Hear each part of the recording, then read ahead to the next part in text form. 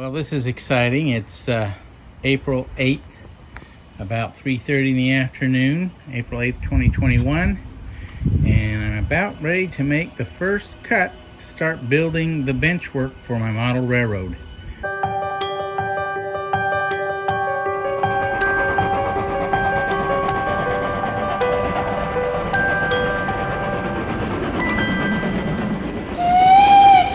Alright, so I was a little bit excited there about the first cut, and the thing is, I've been wanting to build a model railroad for many years. I had one as a kid, and then I got married, had children of my own, raised my family. My kids are all in their 20s and above, and in college and out of the house sort of thing, and things lined up. I said, you know what?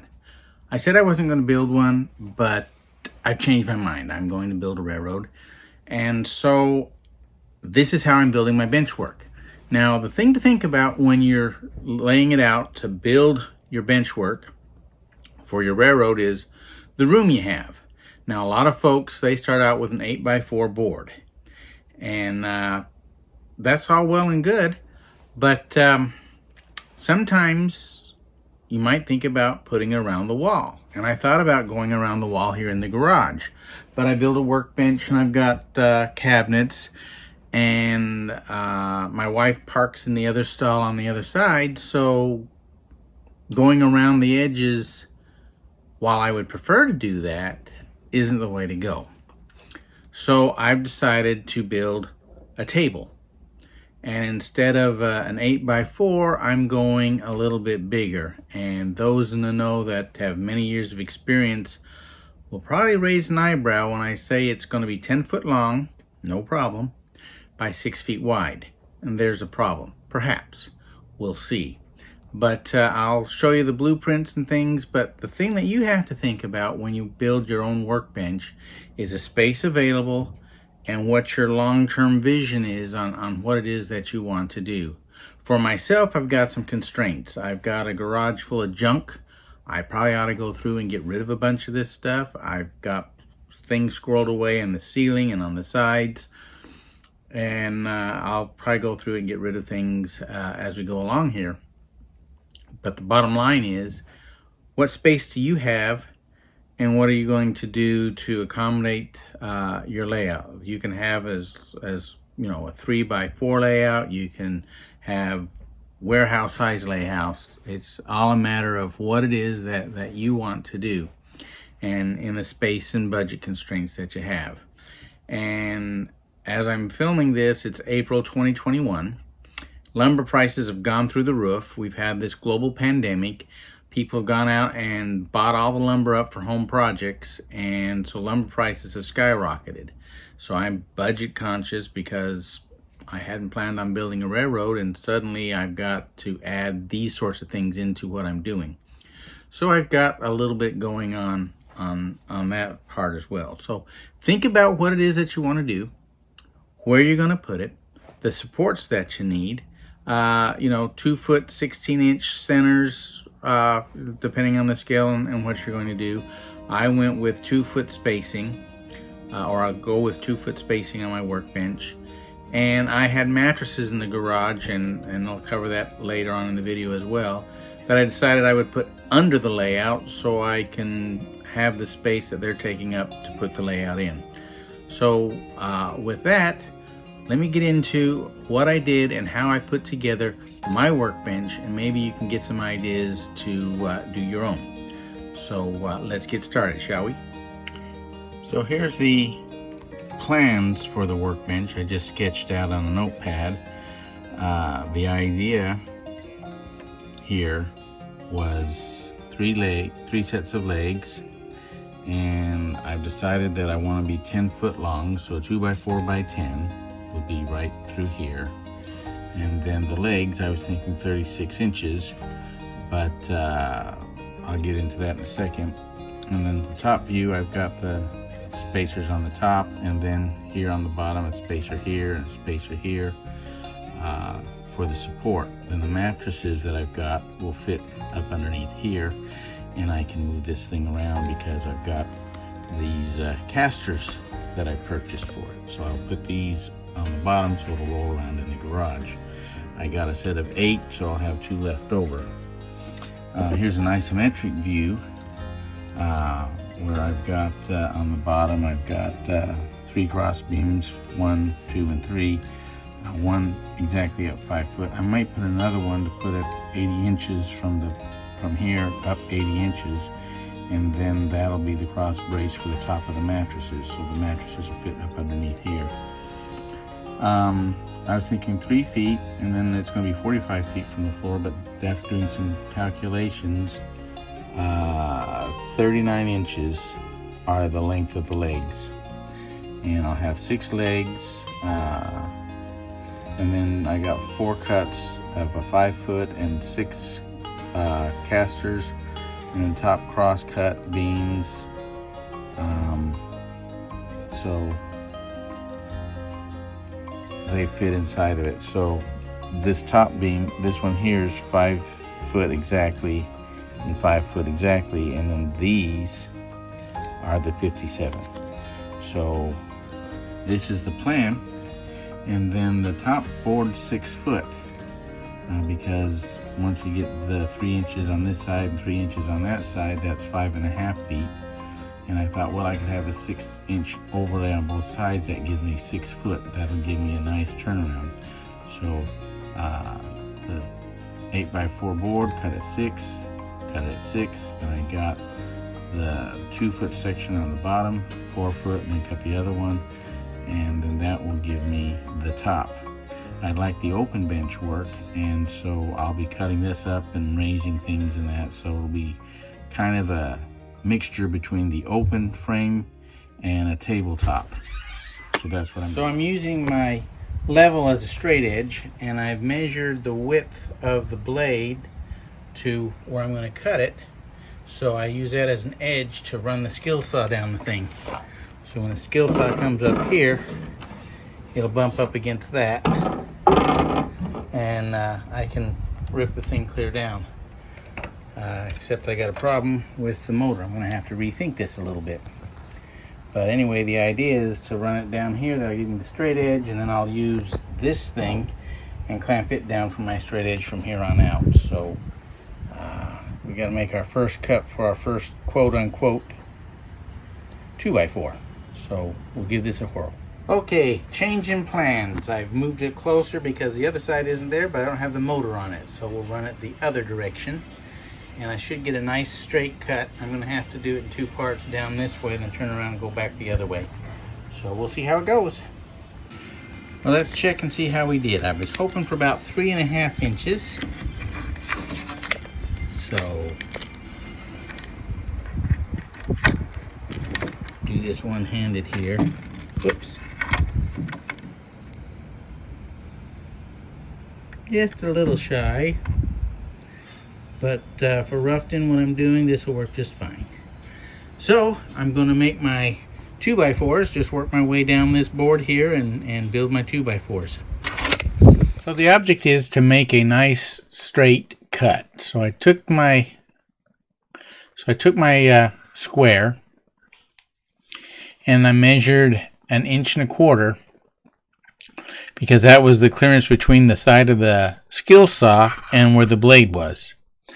So 1.25 inches, and then I marked where it was at, and then I put the 2x4 up against it to make sure it was good and square. Then with my clamps, I clamped down the 2x4 onto the board I'm ripping, and then I got the skill saw out and I cut it. And as you can see, there's the 1.5 inch gap, and so it cut the board where it needed to be cut. So that made that work out pretty good. And I've got these strips here, that'll be the cross members to go between my 10-foot 2x4s that I've got here. I've already cut them to length. I took 1.5 inches off of each one of these boards, so I can put the ones across it for the end pieces, and then I got these others at underneath the cut, to 3 inches cut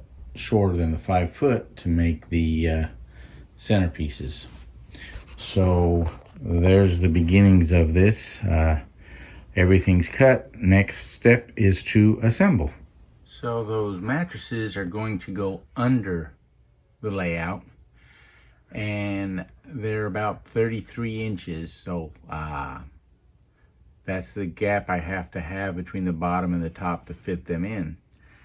And so I'm working on the legs, and I had some scrap lumber, and so I was able to make 4 legs. But where this is a 10-foot table, and looking back at my plan, it calls for a center leg.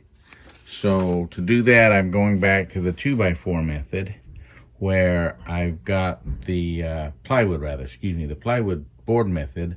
I've got the plywood, I cut it into 3.5 inch strips, and that's 3/4 inch plywood, so 2 of them together are the same width as a 2x4. So I put a bead of wood glue down them and clamped them to the top of the workbench.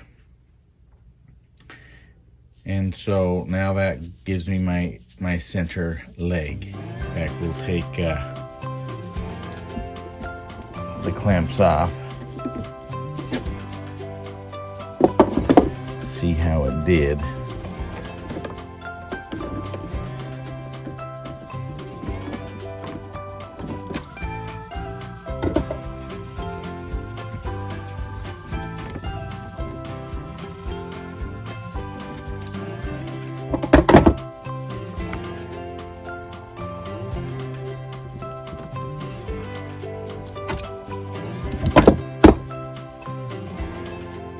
There it is, glued together. And I can put it there.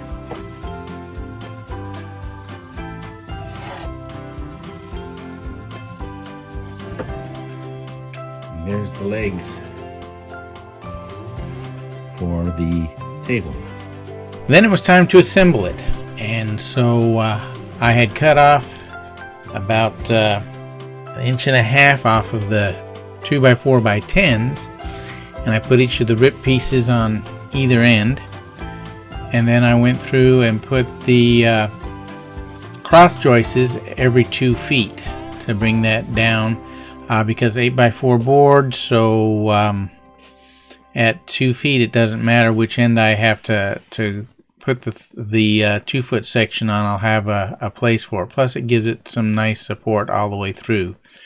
So I put the boards in there at, like I said, every 2 feet.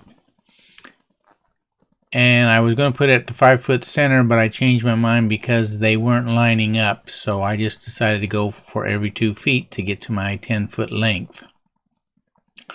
And then, of course, I got the square to make sure it was squared up. Then I got my drill bit, my Phillips head on my power screwdriver, and I proceeded to assemble the thing.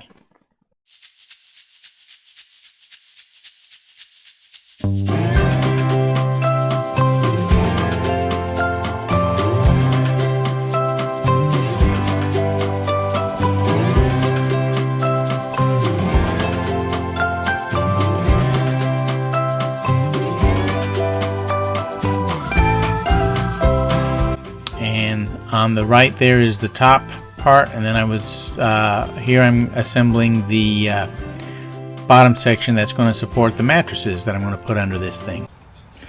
So here's a problem. This is the bottom, and it's squared up really nice, but my board was old and it twisted, and by the time I get to where the top is, that's sticking out.